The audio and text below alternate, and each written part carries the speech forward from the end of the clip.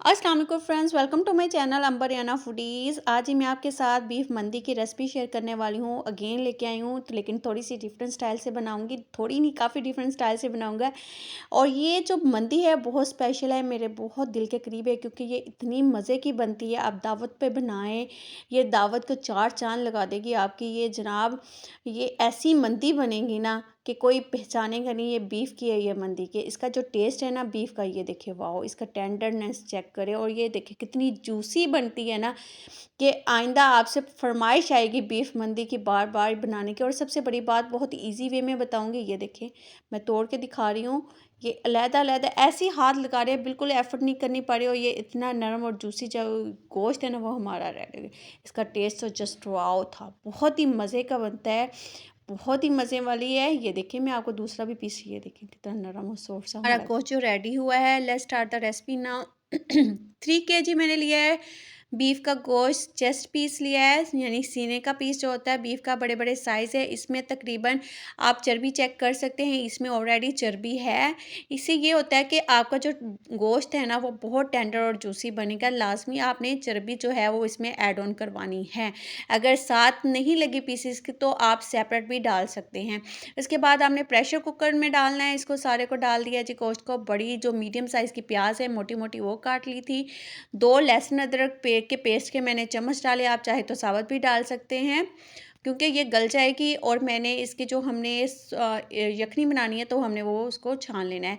1 tablespoon सूखा धनिया, 2 tablespoon मैंने सौंफ का, 3 से 4 जो जवे जो है वो दालचीनी के, और डाले हैं बड़ी इलायची, 2 पीस ज़ीरा और काली मिर्च, और 3 से 4 लौंग। 2 टेबलस्पून इसमें डाल जाएगा जी नमक का, थोड़ा सा बढ़ के डाला है नमक का।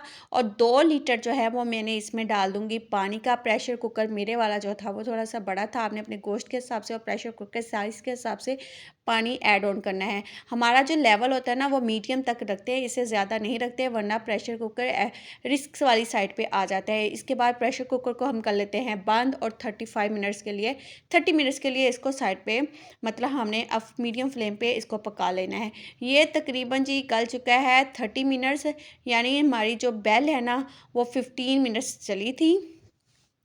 हमारा गोश्त जो है 60% जो है वो गल चुका है। इसे ज़्यादा नहीं गलाना क्योंकि साइज़ बड़े बड़े थे और आपको पता है इतना साइज़ को गलाना भी थोड़ा सा टाइम ज़्यादा लेता है। आ जाते हैं मसाले की तरफ। जी है स्पेशल मंदी मसाला, लाजमी इंग्रेडिएंट है 10 से 12 सब्ज़ इलायची, 1 टेबलस्पून लौंग, 3 टेबलस्पून सूखा धनिया है, 2 टेबलस्पून दालचीनी है, 2 टेबलस्पून काली मिर्च है, 3 टेबलस्पून सौंफ है।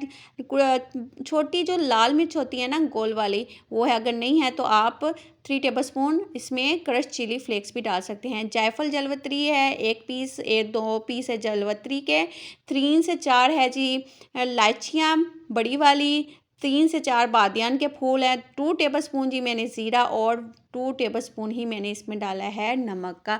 2 to 3 टेबलस्पून डालना है नमक का।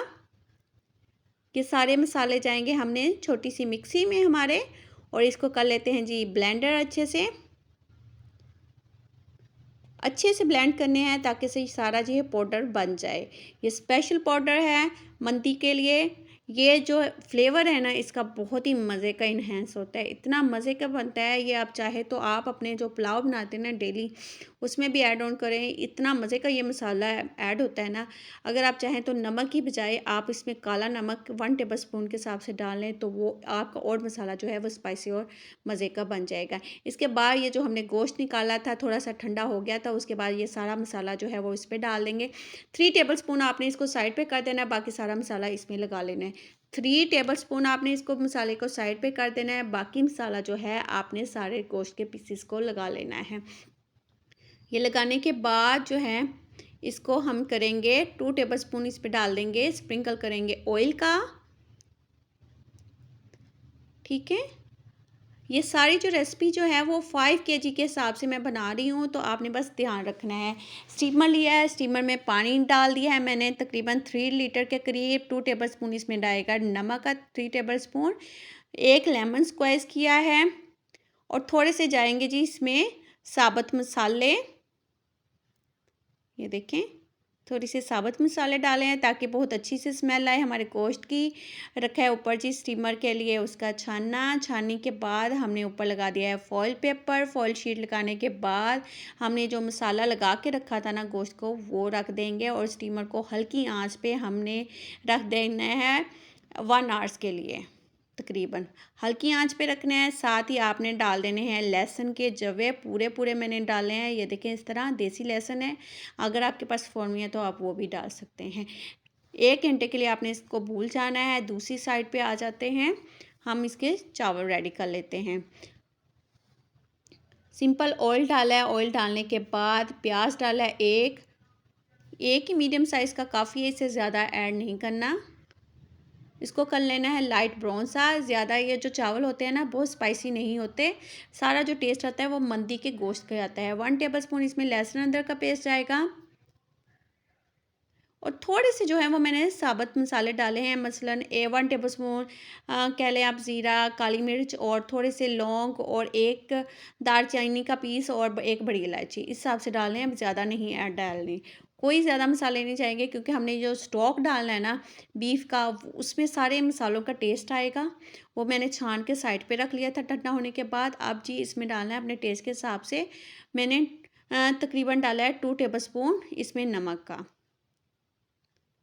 और मैंने 3 टेबलस्पून इसमें दही का डाला है। दही है ऑप्शनल है लेकिन मुझे बहुत मज़े का टेस्ट लगता है तो मैं लाजमी इसमें ऐड करूँगी। बीफ जब भी आप पुलाव बनाते हैं ना तो आप टमाटर ना डालें, आप दही का इस्तेमाल करें। मटन और बीफ का जो टेस्ट में फ़र्क आता है ना वो टमाटर उसी से आता है। इसके बाद चावलों के डबल क्वांटिटी के हिसाब से मैं यखनी और स्टॉक जो है वो डाल दूँगी। उसके बाद जो मसाला हमने मंदी का बचाया था ना 3 टेबलस्पून था वो मैं ऐड कर दूँगी और इसको मिक्स करके मैं इसको रख दूँगी पकने के लिए। चावल मैंने जो है वो भिगो दिए थे तकरीबन 1 घंटे के लिए। ये बासमती राइस है, कोई भी सेला चावल नहीं है, नरम वाले जो फ्रेश वाले होते हैं ना बासमती कर्नल राइस वो वाले मैंने लिए हैं और 1 घंटे के लिए मैंने इसको भिगो के रखा था। ये देखें हमारा पानी जो है वो ड्राई हो गया है। ड्राई होने के बाद सब्ज़ मिर्चें मैंने ये देखें सेंटर से काट के इस तरह करके डाल दी हैं स्लाइस की शेप में। थोड़ा सा धनिया से हम गार्निश कर लेते हैं, बहुत ही मज़े के लगते हैं। आप चाहें तो इसको स्किप भी कर सकते हैं लेकिन अपने ये बहुत ही मतलब देखने को अट्रैक्ट करते हैं। और इसको दम पे रख देते हैं तकरीबन 10 मिनट्स के लिए।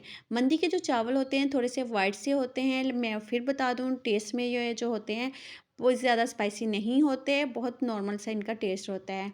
ये 1 टेबलस्पून मैंने ऑयल डाला है सॉस पैन में। थोड़े से काजू और बादाम इसमें डाले हैं गार्निश के लिए।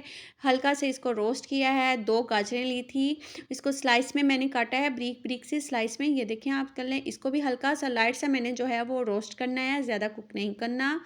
जो इसका गाजर का क्रंचीपन है ना वो आना चाहिए, नरम नहीं होनी चाहिए। एंड पे डालूँगी पिस्ता क्योंकि नरम जल्दी हो जाता है रोस्ट तो एंड पे ऐड करना है।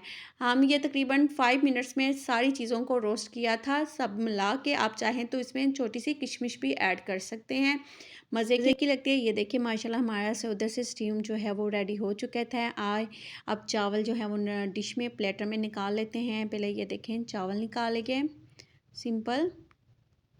थोड़े से ये ना जो मंदी के चावल होते हैं ना इनकी निशानी ये होती है ये आम चावलों की निस्बत थोड़े से जो है ना डले हुए होते हैं, उनकी तरह जी अकड़े नहीं होते, थोड़े से नरम होते हैं। आपने बस तैयार रखना है, मसाले ज़्यादा नहीं होता है क्योंकि इसका जो टेंडरनेस जूसी होता है ना वो सारा कुछ ना इसके गोश्त में होता है। पीस रखा है हमने इस पर गोश्त का, गार्निश किया है जी हमने इस पर ड्राई फ्रूट्स के साथ, ये देखें।